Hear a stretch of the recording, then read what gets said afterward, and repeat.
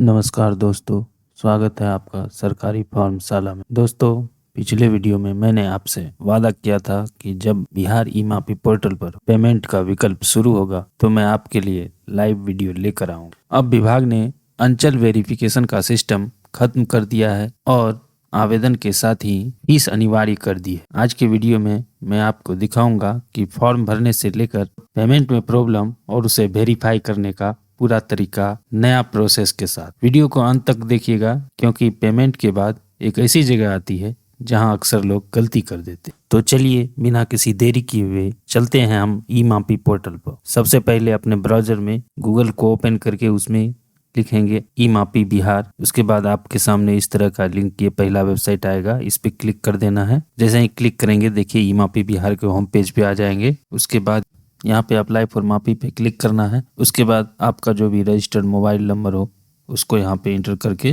Generate OTP पे click करना है। यदि आपका अकाउंट यहाँ पे रजिस्टर नहीं हो तो मैंने पिछले वीडियो में बताया है कि उसको किस तरह से रजिस्टर करना है। डोंट हैव अकाउंट पे आप जाके रजिस्टर कर लेंगे। तो चलिए हम यहाँ पे अपना मोबाइल नंबर इंटर करने के बाद जनरेट ओटीपी पे क्लिक किए हैं। उसके बाद हमारा ओटीपी आ गया है। उसके बाद यहाँ पे हम लॉग इन कर रहे हैं।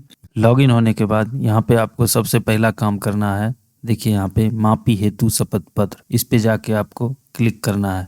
उसके बाद यहाँ पे आपको देखिए शपथ पत्र का ये आवेदन आ जाएगा। इसको आपको प्रिंट करके इस पे सारा डिटेल को सावधानी पूर्वक भर लेना है। उसके बाद चलिए यहाँ पे अप्लाई फॉर माफी पे हम क्लिक करते हैं। जैसे ही क्लिक करेंगे यहाँ पे आपको देखिए यहाँ पे स्टेप 1 से लेके 8 तक दिया गया है। इसमें आपको 5 से 6 स्टेप तक आपको सारा डिटेल सेम मिलेंगे। उसके बाद आगे का डिटेल में कुछ बदलाव हुआ है। यदि आप पुराना वीडियो देखे होंगे तो आप वहां तक स्किप भी कर सकते हैं। तो चलिए हम यहाँ पे इसको फास्ट में दिखाते हैं। यहाँ देखिए स्टेप 1 में आप अपना जिला और फिर नीचे अंचल चुन लेना है। उसके बाद नीचे देखिए आपको यहाँ पे पूछा जा रहा है क्या जमाबंदी ऑनलाइन उपलब्ध है। आज हम बताएंगे यदि उपलब्ध नहीं है तो उसको किस तरह से भरना है। तो नहीं पे क्लिक करके प्रोसीड पे क्लिक करेंगे। फिर आपका यहाँ पे जो भी हल्का और मौजा हो उसको चुन लेना है। फिर क्लिक हियर टू कंटिन्यू पे क्लिक करेंगे।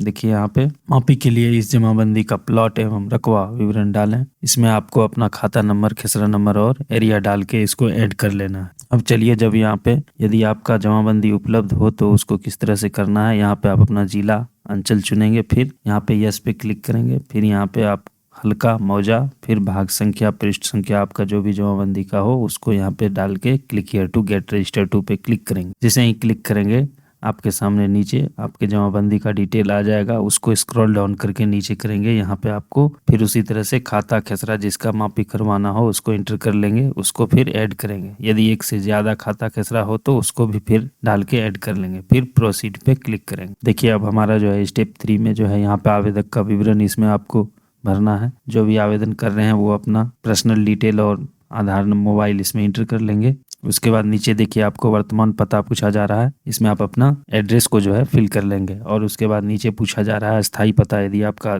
स्थायी पता सेम हो तो सेम एज प्रेजेंट एड्रेस करेंगे, नहीं तो उसमें आप मैनुअली जो भी प्रेजेंट एड्रेस हो उसको भर लेंगे। तो चलिए हमने भर लिया है, इसको सेम एज प्रेजेंट एड्रेस कर लेते हैं। फिर सेव एंड नेक्स्ट पे क्लिक करेंगे। देखिए अब हमारा चौथा स्टेप आ गया है। यहाँ पे आप जो आवेदन जो है शपथ पत्र में भरे थे उसी का डिटेल यहाँ पे भरना है और सावधानी पूर्वक भरना है। यदि इसमें भरने में गलती होगी आवेदन को रिजेक्ट भी किया जा सकता है। तो आप इसमें सारा डिटेल को सही सही भर लेना है।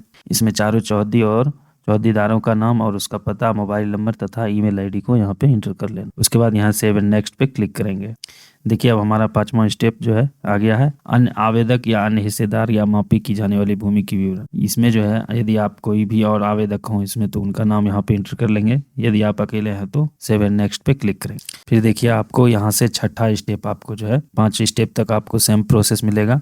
फिर यहाँ से आपका छठा स्टेप से आपका नया प्रोसेस यहीं पे शुरुआत हुआ है। अब देखिए यहाँ पे इसमें ऑप्शन बदल गया है। माफी की जाने वाली भूमि किस क्षेत्र में आते हैं, पहले ये ऑप्शन नहीं आता था। तो आपका जो भी क्षेत्र में आता हो उसको सिलेक्ट कर लेना है। माफी की जमीन के खतियानी जमाबंदी रैयत से क्या संबंध है, आप उसमें अपना संबंध, उसमें क्या संबंध है जमीन वाले से उसको दर्शाएंगे। फिर उसके बाद यहाँ पे सीमांकन का क्या उद्देश्य है उसको भर लेना है। फिर आपसे पूछा जा रहा है क्या आवेदक सीमांकन के लिए निर्धारित शुल्क भुगतान करने के लिए सहमत है, तो इसमें यस कर लेना है। उसके बाद आपसे पूछा जा रहा है आप सामान्य प्रक्रिया से करना चाहते हैं तत्काल से। सामान्य से करेंगे तो एक खाता खसरा के लिए आपको 500 का लगेगा और तत्काल से करेंगे तो 1000 का इसमें भुगतान करना होगा। तो आपको जो भी हो उसमें सेलेक्ट कर लेना है। तत्काल प्रक्रिया में अमीन उपलब्ध नहीं रहने की स्थिति में आप सहमत हैं तो यस कर लेंगे। उसके बाद देखिए यहाँ पे इस पॉइंट को अच्छे से पढ़ के भरना है आपको। मापी की जाने वाली भूमि की स्थिति क्या है, विवादित है या अविवादित है। आपको ध्यानपूर्वक इसमें जो भी हो आप उसको भर लेना है। उसके बाद सेव एंड नेक्स्ट पे क्लिक करेंगे, ओके पे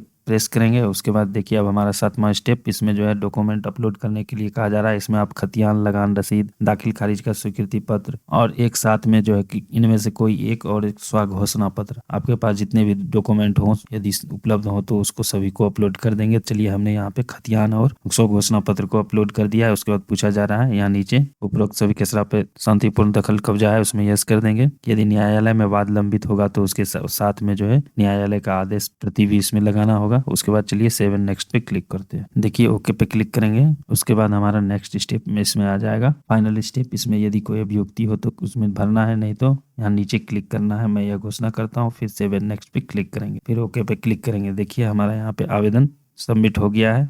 मापी हेतु आपका टेम्पररी नंबर इसमें दिखाएगा। उसके बाद जितना भी भुगतान होगा उसका यहाँ पे देखिए यहाँ पे लिखा गया है। उसके बाद देखिए यहाँ पे लिखा गया है मापी शुल्क 1000 के भुगतान के उपरांत यह आपका आवेदन अंचलाधिकारी के समक्ष दी जाएगी। तो ये पहले ऑप्शन नहीं था, ये पहले था कि आपके आवेदन के बाद वेरिफिकेशन होता था, उसके बाद भुगतान का ऑप्शन आता था। अभी क्या हो रहा है कि इसमें पहले ही आपको भुगतान करने के लिए कहा जा रहा है। आप भुगतान करेंगे तो ही उसके बाद अंचलाधिकारी के समक्ष जाएगा। आप इसको बाद में भी भुगतान कर सकते हैं। देखिए बाद में पेमेंट करने के लिए इस आवेदन को एप्लीकेशन स्टेटस के अंदर पेंडिंग फॉर पेमेंट में एक्सेस कर सकते हैं। मापी शुल्क के भुगतान के बाद ही आपके आवेदन पर आगे की कार्रवाई शुरू की जाएगी। तो अब यहाँ पे सभी चीज को सावधानी पूर्वक भर लेना है। उसके बाद चलिए हम यहाँ पे भुगतान पे जाते हैं। इसको स्क्रॉल डाउन करेंगे नीचे, हमको देखिए इसमें भुगतान का जो भी राशि है वो हमारा शो हो रहा है। आपका जो भी राशि हो वो वहाँ पे आपका शो होगा। देखिए यहाँ पे नाउ पे हम क्लिक कर रहे हैं। उसके बाद यहाँ आपका नाम इसमें भरने के लिए कहा जाएगा और एड्रेस, आपका टेम्पररी नंबर ऑटोमेटिक आ जाएगा और अमाउंट जो भी हो आपका नीचे शो होगा। तो इतना फिल करने के बाद पेमेंट टू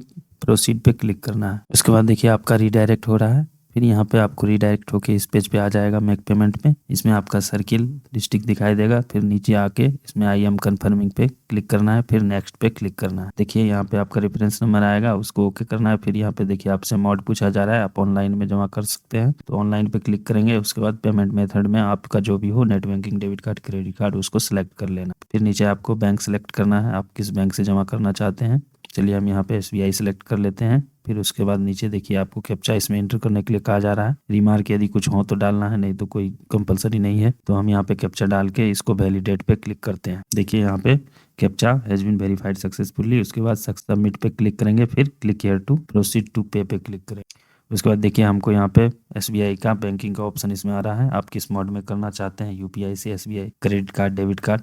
तो हम यहाँ पे UPI सेलेक्ट कर ले रहे हैं क्योंकि वो आसान होता है। तो UPI में फिर यहाँ पे आप पूछा जा रहा है UPI ID से या QR कोड से। तो आप यहाँ पे QR कोड या UPI ID किसी को भी सिलेक्ट कर लेंगे। हम यहाँ पे QR कोड पे क्लिक करते हैं। जैसे ही क्लिक करेंगे हमारे सामने QR कोड का ऑप्शन आ जाएगा। देखिए अब इसको जो है हम अपने मोबाइल से इसको पेमेंट करके उसके बाद देखिए दिखाते हैं सक्सेस हो गया है, your transaction status success. Okay पे क्लिक करेंगे। फिर यहाँ पे आपसे 60 सेकंड का वेट करने के लिए पूछा जाएगा, ऑटोमेटिक हो जाएगा यहाँ से रिडायरेक्ट, नहीं तो आप यहाँ पे क्लिक हियर पे क्लिक करेंगे। देखिए अब हमारे इस पोर्टल पे आ गया है, एक्नॉलेजमेंट हमारा मिल गया है, यहाँ पे कंप्लीटेड सक्सेसफुली आ गया है। अब यहाँ पे आप जो है यहाँ पे वेट कर सकते हैं, नहीं तो यहाँ click here to proceed to the department portal, इस पे हम क्लिक करेंगे। जैसे ही क्लिक करेंगे देखिए please do not press back button और रिप्रेस। कुछ देर आपको यहाँ पे वेट करना है। यहाँ पे ज्यादातर अभी के समय में साइट में प्रॉब्लम आ रहा है, किसी पेज जो है यहाँ से आगे का प्रोसेसिंग नहीं होता है। यदि नहीं होता है आपका कुछ देर वेट करने के बाद प्रोसेसिंग, तो आपको फिर से बिहार भूमि पोर्टल को आपको लॉगिन कर लेना है। लॉगिन करने के बाद यहाँ पे देखिए एप्लीकेशन स्टेटस में आपको पेमेंट पेंडिंग पे क्लिक करना है। आपका यहाँ पे शो होगा कि आपका पेमेंट अभी पेंडिंग है,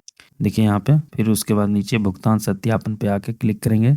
यहाँ पे आपका जो भी टेम्पररी नंबर हो उसको आप यहाँ पे एंटर कर लेंगे। फिर सर्च नाउ पे क्लिक करेंगे। देखिए आपका पेमेंट का डिटेल यहाँ पे वेरिफिकेशन स्टेटस में कुछ नहीं दिखा रहा है। यहाँ ग्रीन वाले बटन पे आपको आके क्लिक करना है। क्लिक करेंगे, आप थोड़ा देर वेट करेंगे। इसके बाद देखिए आपको यहाँ पे status payment verification has been done successful, इस तरह से आपका सफलतापूर्वक हो जाएगा। कभी कभी एक बार में नहीं होता है तो आप दोबारा इसमें ट्राई करेंगे। तो हमारा सक्सेसफुली हो गया है। अब यहाँ पे हमको टेंटेटिव डेट इसमें जो है सिलेक्ट करना है, संभावित तिथि इसमें हमको चुनना है। तो इसमें हम क्लिक करते हैं। क्लिक करने के बाद इस तरह से आ गया हमारा पेमेंट डन। अब जो यहाँ पे हम सिलेक्ट टेंटेटिव डेट, इस पे क्लिक करेंगे। संभावित तिथि में आपका जो भी आपके अनुसार आप जिस समय में नापी करवाना चाहते हैं उसको आप यहाँ पे सिलेक्ट कर लेंगे। 3 डेट आपसे पूछा जा रहा है, तीनों डेट को इसमें भर लेना है। भरने के बाद यहाँ सेव एंड नेक्स्ट पे क्लिक करेंगे। देखिए क्या आप आगे प्रोसेस करना चाहते हैं, ओके पे क्लिक करेंगे। देखिए सक्सेसफुली सबमिटेड आ गया। फिर यहाँ पे देखिए इस तरह से payment done but pending tentative date फिर से आ रहा है, तो हम यहाँ सेव एंड नेक्स्ट पे फिर से क्लिक कर देंगे। देखिए यहाँ पे हमको फिर से सक्सेस का मैसेज आ जाएगा।